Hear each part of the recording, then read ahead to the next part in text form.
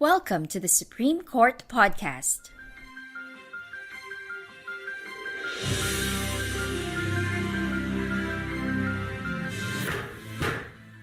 All opinions expressed in this podcast do not reflect the views of the Supreme Court. For clarity, the text of the decision prevails. Imagine applying for a premium corporate role. You sail through the interviews, receive a formal job offer, and sign it right away.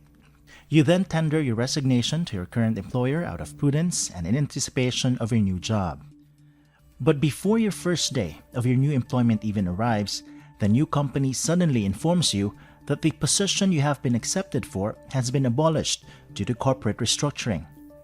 Such was the case of Paulo Aragones. Aragones was extended a formal job offer by Alltech Biotechnology Corporation for the position of Swine Technical Manager Pacific on April 1, 2016. On April 18, Aragones signed the offer letter, which laid out clear terms: a 6-month probation period, a requirement to sign an employment contract with Alltech on the first day of work, and an official date of employment commencement set on July 1, 2016. Aragones then resigned from his previous employment on April 25, 2016.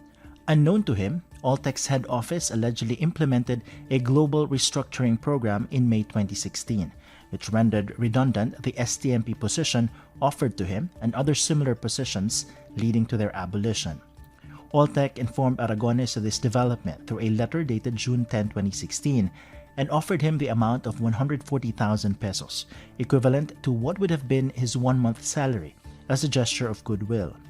Aragones responded by filing a complaint for non-payment of wages, moral and exemplary damages, money claims, and back wages, among others. Ruling in favor of Aragones, the labor arbiter found that Aragones was illegally dismissed as Alltech failed to substantiate the ground of redundancy.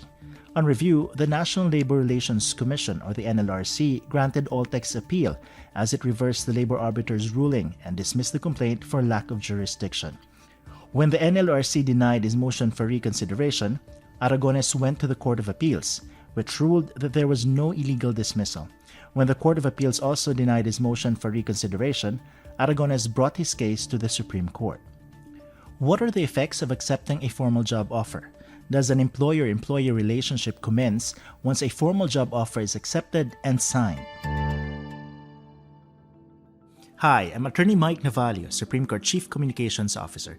It's the 5th of June 2026, and today we talk about accepted job offers and their implication on employer-employee relationship within the context of the case of Paulo Aragones versus Alltech Biotechnology Corporation et al., GR number 251736. This decision was penned by Associate Justice Alfredo Benjamin S. Caguioa and promulgated by the Supreme Court on April 2, 2025. And with us to discuss this case is Attorney Evelyn Leo D. Batad, a member of the Humanitarian Law and Human Rights Department of the Philippine Judicial Academy. She also teaches the same subject at the UP Graduate School of Law. A human rights advocate, Attorney Batad is also an associate professor at the University of Philippines College of Law, where she teaches labor and social legislation, among others. Hi, Prof. Batad. Welcome to the Supreme Court Podcast. Good to see you again. Hi, good day, Attorney Mike. Thank you for welcoming us to this faculty reading room at the UP College of Law. That's right. And thank you very much also for giving me this opportunity to share with you. The pleasure is ours, Professor Leo. Thank you. Prof, this unique situation that we have in this case is that we have a worker who already signed a job offer but was let go even before he could start working for the company. The labor arbiter and the National Labor Relations Commission came to completely opposite conclusions on the substantive issue of whether an employer-employee relationship existed between Aragones, that's the worker, and Alltech, the company. How did these rulings differ, and what were the basis for the rulings? If we talk about the findings of the labor arbiter, of course, the labor arbiter found that Aragones was illegally dismissed.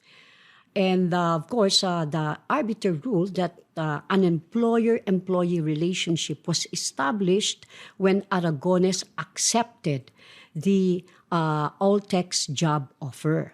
And moreover, all the elements of the fourfold test for determining the existence of the employment relationship were present in this case. And since Altec failed to substantiate the ground of redundancy, Aragones was found to have been illegally dismissed. Although the complaint did not specifically change Altec with or did not specifically charge Altec with illegal dismissal because it was not in the complaint, the labor arbiter held that this should be subsumed under the idea of quote and unquote other causes of action. Okay? Given that the issue was addressed and defended by the parties through their pleadings. And in the pleadings, of course, they did raise the issue of illegal dismissal. And in fact, the complainant here also asked for back wages, which is, if you look at it, is one of the two reliefs given to a person who is illegally dismissed. However, when it reached the NLRC found that Aragones violated the rule of the NLRC, the rules of procedure, because the right to due process of the respondent was violated by including as a cause of action the illegal dismissal, which according to them is not in the complaint, but of course in any case it was in the position papers. Yes. And they were saying, yes, it was in the position papers, but you did not amend the complaint. In the Right. complaint, there was no allegation of illegal dismissal as a cause of action. And since the illegal dismissal was not one of his causes of action, there was no basis for the relief of reinstatement. That's according to the NLRC. And so no reinstatement, no back wages, even damages and other benefits. But even if according to the NLRC, even if there's a finding of illegal dismissal as a cause of action, Aragones could still not be entitled to the reliefs because he was not an employee yet of Altec. Okay, so there was no employer-employee relationship, and the NLRC noted that although Aragones accepted the offer letter, it came with a clear provision that his employment would only commence on July 1 of 2026. So they're saying that's the time when there is already the employer-employee relationship. And additionally, of course, the NLRC also said that without a definitive employment contract duly signed by the parties, so there could be no employment relationship to speak of. So that's how it happened, as far as NLRC is concerned. So they're looking for a contract, an employment contract. So the ruling of the NLRC is really a complete turnaround from the Yes. ruling of the labor arbiter. That's right. Now, when the case went to the Court of Appeals, how did the Court of Appeals resolve the certiorari petition of Aragones? Well, actually, the Court of Appeals likewise found that Aragones was not illegally dismissed.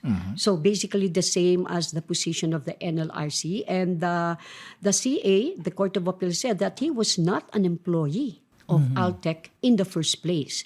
And the Court of Appeals explained here that although there was a perfected contract between the parties, there was an offer and there was an acceptance, it did not result in the commencement of an employment relationship. Okay? Aragones' employment with Altec was conditioned, according to the Court of Appeals, it was conditioned on the availability of the position. And since the position that was offered to him, which was the STMP, it was abolished due to redundancy before Aragones' intended date of commencement of employment, which was July 1, 2016. Because in the offer, it says there that the commencement of the employment would be on July 1, 2016. So Court of Appeal says there's no employer-employee relationship. And of course, this Court of Appeals cited one of the cases that we discussed in the law school, no? Sagun versus ANC Global Service Operations Incorporated, where it reiterated that there could be no employment relationship between the parties because the conditions necessary for its commencement were not met. because hindi umabot sa July 1 eh. No? Okay, 2016. And the Court of Appeals also explained that Aragones failed to satisfy the fourfold test used in determining the existence of employment relationship. So much like the decision of NLRC. Right. And so this really all boils down to when can you say that the contract of employment started? Let's zoom in on that contract, Professor Leo. Under Philippine law and based on the ruling in this case, when is an employment contract perfected? And is that the same as the start of employment? Yes, here in this case, of course, they made use of a very important civil law provision, Yes. no, particularly with regard to contract. And they're saying that a contract is perfected upon the concurrence of the requisites, three requisites actually. One, there has to be consent of the contracting parties. And number two, there is an object. Now, when we say consent here, did Aragones agree to it? And there was.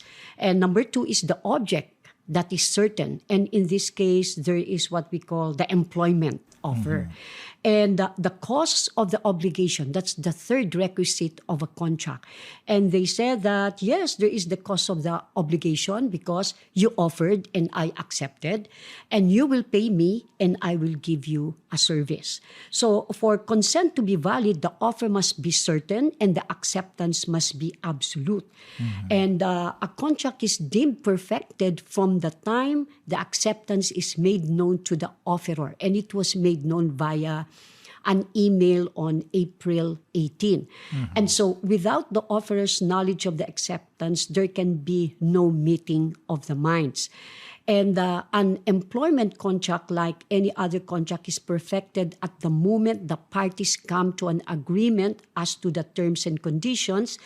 And therefore, it should concur in all of the essential elements of a contract. So in effect, the court is saying there is a perfected contract here. Even if the terminology is a job offer. It's even if it's a job offer. Because the argument here, Professor Leo of Alltech, is that there was no employer-employee relationship between itself and Aragones because Aragones had not signed a definitive employment contract because it says in the job offer that he will sign it on the first day of work, which never came. The employment, it says the commencement of the employment will be on July 1. So the commencement is different from the perfection of the contract. Right. Okay, so in that respect, an employment contract, like any other contract, is perfected at the moment the parties come to an agreement upon its terms and conditions and thereafter concur with the essential elements.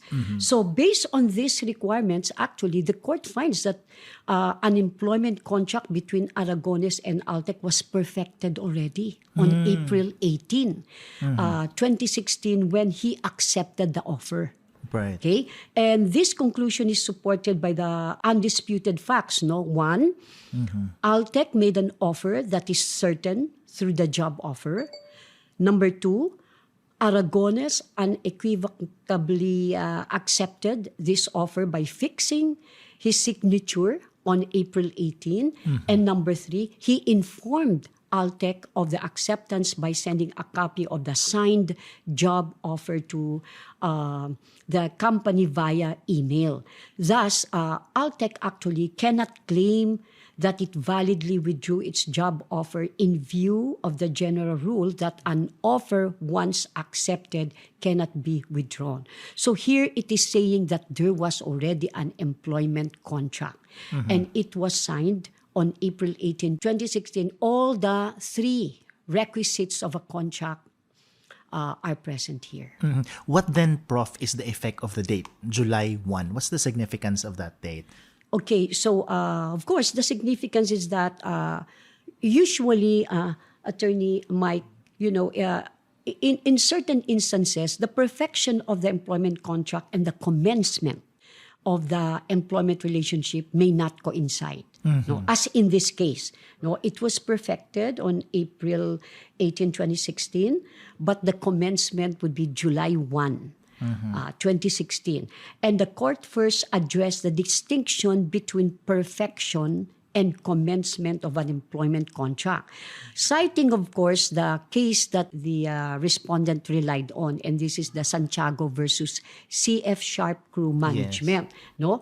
Now, the court is saying here that the perfection of the contract, which in this case coincided with the date of execution, occurred when the petitioner and respondent here, who is Aragones, and employer agreed on the object and the cause as well as the rest of the terms.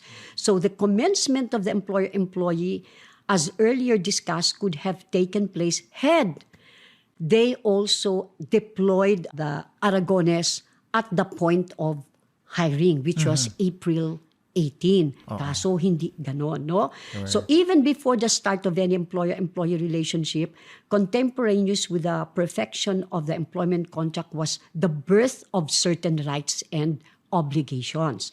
And so the breach of which may give rise to a cause of action against the erring party.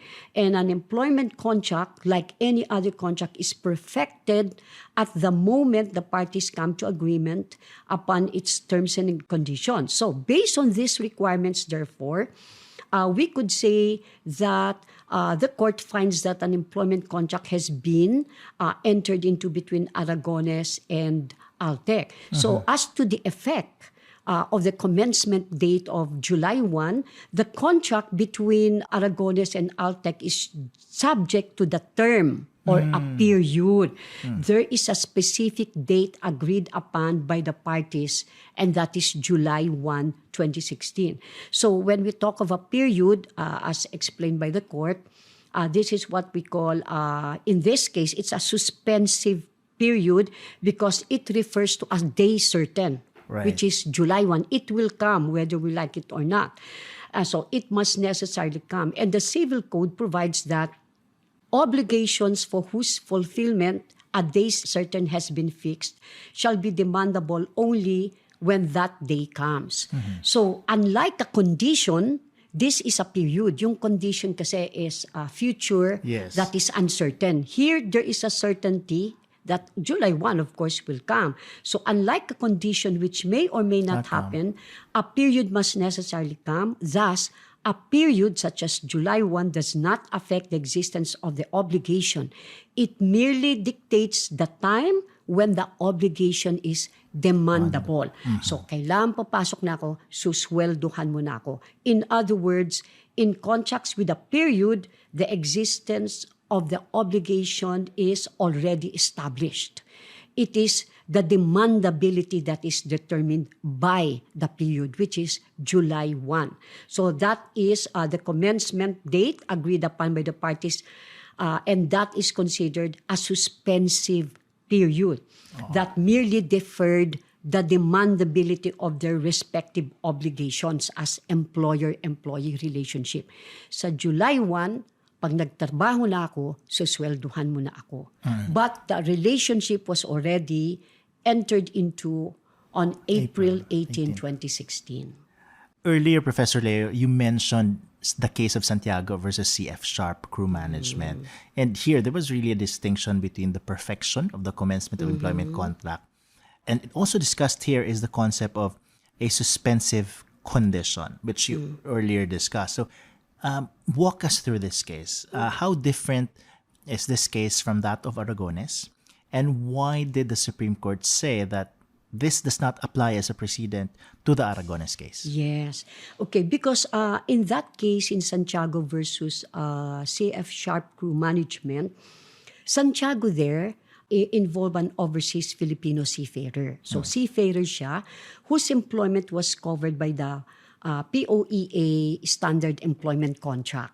No, so there's a standard employment contract, and under that contract, the employment of a seafarer, sabi dun, shall commence upon actual departure of the seafarer from the Philippine airport or seaport in the point of hire. So commencement, and here it is a condition because there is no specific date. Okay, we don't know when it will because it says commence upon actual departure of the seafarer, and there is no Specific date. specific date So or we're not anything. sure if and when that will happen. If and when. So it's a suspensive condition. So this provision, therefore, partakes of a condition, particularly a suspensive condition. Now, the Civil Code defines a condition as a future and uncertain event upon which the existence of an obligation is made to depend. Okay? So, ito nga ang sinasabi, upon actual departure. But Yes. when it will depart, we don't know yet. Okay? So, and a suspensive, on the other hand, a suspensive a suspensive condition is one whose non-fulfillment prevents the existence of the obligation. So, pag hindi nag-depart, Walang contract. walang contract. Na-suspend. Okay? So, the birth and effectivity of a contract is subject to a suspensive condition, and it will take place only if and when the event constituting the condition happens or is fulfilled. Right. So, mafulfill yun dito kay Santiago pag magde-depart na. No? Pero yung departure, hindi natin alam when. Now, the court in Santiago, therefore, found that no employment relationship existed between the parties, considering that the suspensive condition of deployment was not fulfilled. Hence, of course, the case does not squarely apply to the present controversy because this case involved employment contracts subject to a suspensive condition. And in this case, sabi naman natin dito, hindi ito applicable kay Aragones because in Aragones, the contract is subject to a term or a period, a specific date agreed upon by the parties, which is July 1, 2016. So here, the July 1, 2016 commencement date agreed upon by the parties is a suspensive period. Right. Yung condition, hindi natin alam. Ito, there is a period that merely deferred the demandability of their respective obligations to each other. No? So it was deferred until July 1, 2016. That demandability of the obligation was at a later date, July 1, while the contract was already established earlier, which is April 18. The contract of employment was established on April 18. And it is a result of the fact that Aragones had already signed the contract. And in fact, nag-wrap up na nga siya ng employment niya with the former employer. Right. So it really underscores the importance of reading the fine print of the contract Correct. to determine if it's a suspensive condition Yes. or if it's a suspensive period. Yes. For practical purposes, Professor Leo, how do we know if what you're signing is actually, or the contract that you're signing contains a suspensive condition as opposed to a suspensive period? Okay. Well, of course, the court here cited, like we said, the Civil Code, no? Yes. And it defines a condition as a future and uncertain event. Hindi mo alam kung kailan darating, upon which the existence of an obligation is made to depend. So, for example, in the case of Santiago, sabi, upon Departure. Okay, walang specific date. Now, unlike in the case of Aragones and Altec, where it is subject to a term or a specific or a period of or a period subject to a period which is a specific date agreed upon by the parties, which is July 1. Okay, so meron kang may period siya. Yung isa condition lang, it may or it may not happen.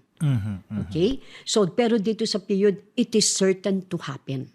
Right. It is going to happen by July 1. So, here, the July 1, 2016 commencement date agreed upon by the parties is a suspensive period that merely deferred, like we said, the demandability of their respective obligations as employer and employee. No? So, what do we mean by that? So, nasuspend lang yung when will I give you the service Right.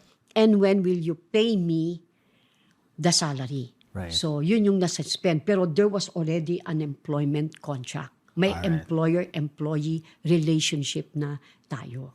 Thank you for at least summarizing for us the difference between a suspensive period and a suspensive condition. I'll go to another topic, Prof. Leo, and this has something to do with the usual fourfold test in labor cases.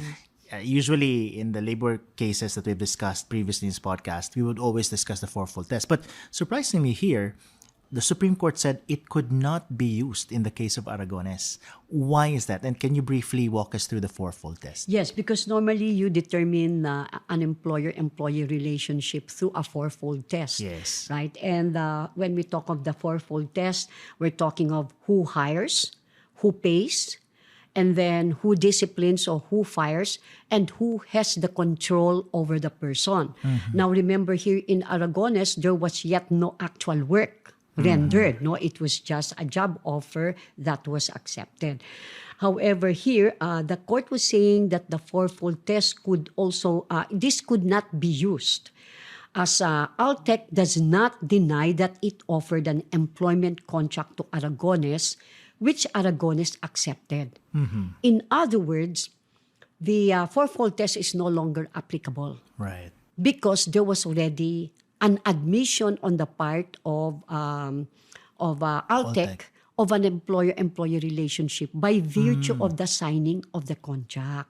Okay? So the fourfold test is used only when the issue turns on the existence of an employer-employee relationship and the employer denies the existence of such relationship. Okay? But here, in the instant case, it would not be relevant anymore to check whether there was power to hire, to Right. fire, pay wages, dismiss, because the factual circumstances is that it would readily show that there was already an employment agreement. Remember, nag-agree na kayo eh. So there was already an admission on the part of the employer. So hindi niya na dinideny yung employment contract. Ang mahalaga lang dito is kailan magko-commence yung obligasyon nila sa isa't isa.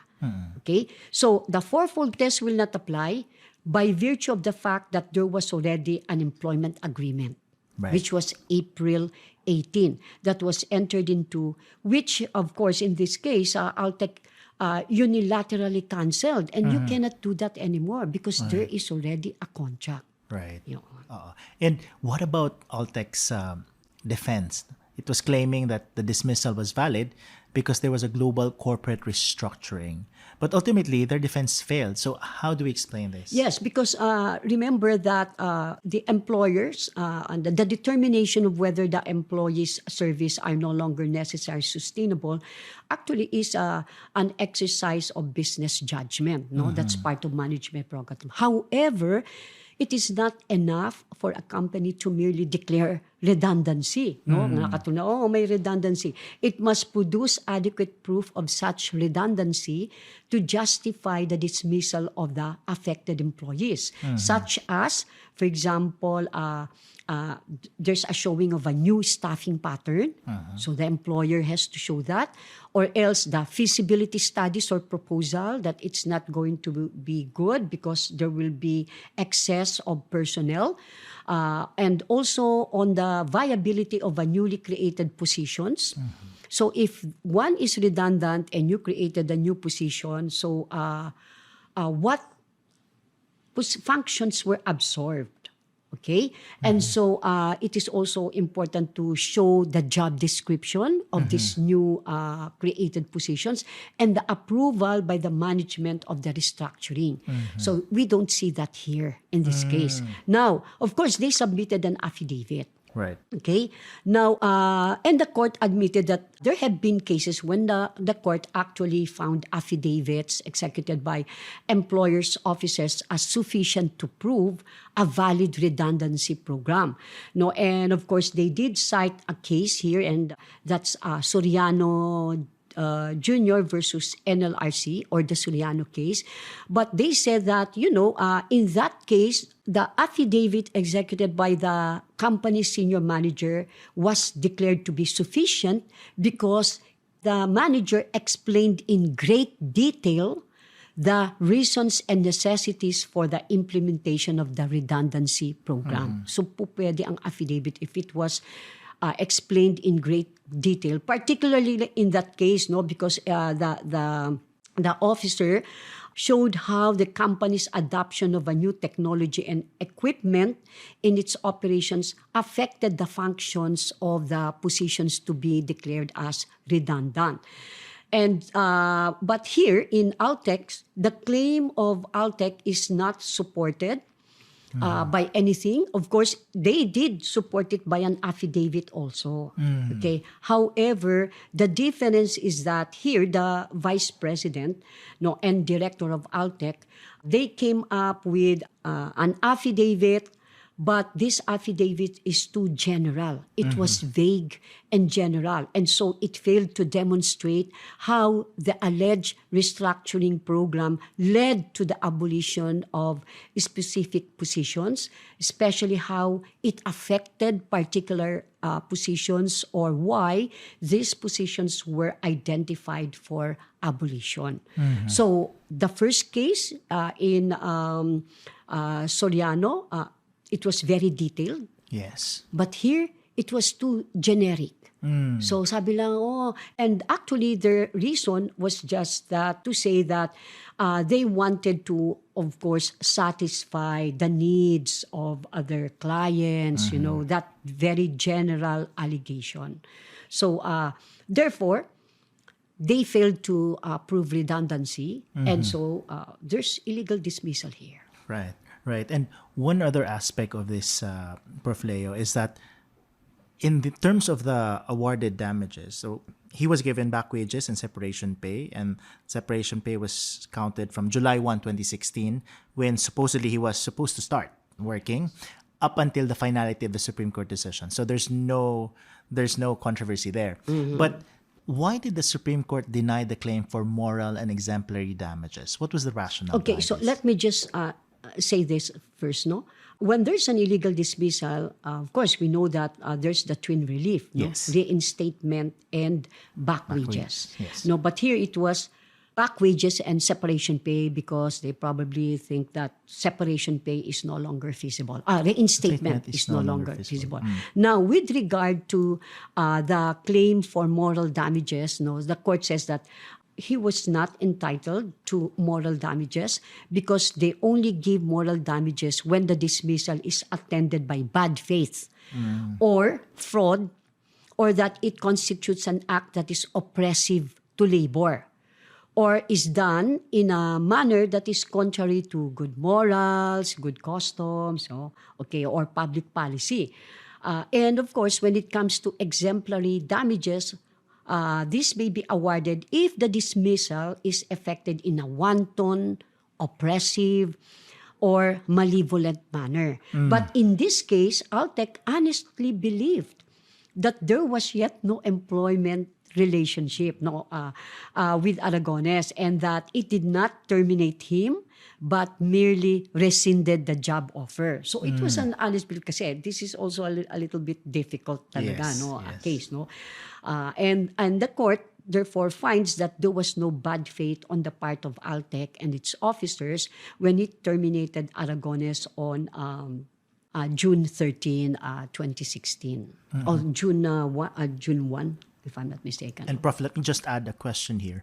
Would it have been different if Aragones is able to, or was able to, prove that the reason cited by Altec was just a ruse? They just pretended that there was a global of course. restructuring, but he has to prove that. Yes, to gain he has to damages. prove that it is a ruse. Okay, and therefore there is like an attempt to, not give what is due him with regard to back wages and other money claims. Right. No, so it has to show bad faith actually, bad faith on the part of the company, and it could be solidarily. I mean, the officers would be solidarily liable if there was also bad faith on the part of the officers. No, knowing that there was a bad intent on the part of the company. All right. Now, Prof, just to close our discussion, what do you think should be our listeners' key takeaway from this case? There's so many key takeaway. One, of course, is that a signed and accepted job offer may already create an employer-employee relationship. Klaro yun. Even before the employee reports to work. Because usually when you sign a contract, that's where also you start working, di ba? The Right, commencement. right. Usually, but this one is different. There was already a contract and then the commencement will happen only later. Yes. So yan. So, a signed and accepted job offer may already create an employer-employee relationship. And the other one, another takeaway here is that the perfection of an employment contract and commencement of employment are not the same. Although sometimes they can, no, usually pareho, pero dito iba. Yes. No, there was a perfection of the contract, employment contract, but the commencement of the employment happens on a different date. No? And probably another key takeaway is a future start date is generally a suspensive period. Ito yung lesson natin dito. No? There's a date. A definite date. No, it's a day certain. So that's it's future, but it's a suspensive period as distinguished from suspensive condition because it is future. But of course, we do not know when it will happen. Yun ang suspensive condition. And another takeaway here would be employers cannot freely revoke or arbitrarily withdraw an accepted job offer without legal consequences. No? Kasi nag-create na yan ng consequence. No? Kasi meron ng employment contract. And another one, ang dami, no? Mga key takeaway dito is that if the employer prevents the occurrence of a condition, although of course this is not a suspensive condition, no? Kasi the court here said that even assuming that it is a suspensive condition, then the condition may be deemed fulfilled if it was the fault of the employer or Right. the cause of it not happening was because of the act of the employer. Yun. So yun. Sabi niya. So walang kawala dito yung si Altec. And again, another very important key takeaway here is that the fourfold test is not always necessary. Okay? So where there is already documentary proof of a perfected employment agreement, there should be no rigid application anymore of the fourfold test. It becomes unnecessary. The test is not, therefore, the exclusive means of proving employer-employee relationship. A contract, kahit hindi ka pa nagsimula magtrabaho. Okay? And finally, with regard to redundancy, of course, it's just a reminder that it must be proven with substantial evidence. So, mere assertions, just like what happened in Altec, or even a proof of an evidence such as a vague affidavits are insufficient to justify termination. Wow, very well explained, Professor Bata. It's like I'm listening to you in a labor law class. Thank you very much. Thank you very much for Thank your you, time and for your Attorney Mike. insights. So if you wish to read the full text of the court's decision, please visit the Supreme Court website and e-library and search for the case of Paulo Aragones versus Alltech Biotechnology Corporation et al., GR number 251736. Here's Steph Atendido Beltran, Supreme Court Information Officer, for this week's updates.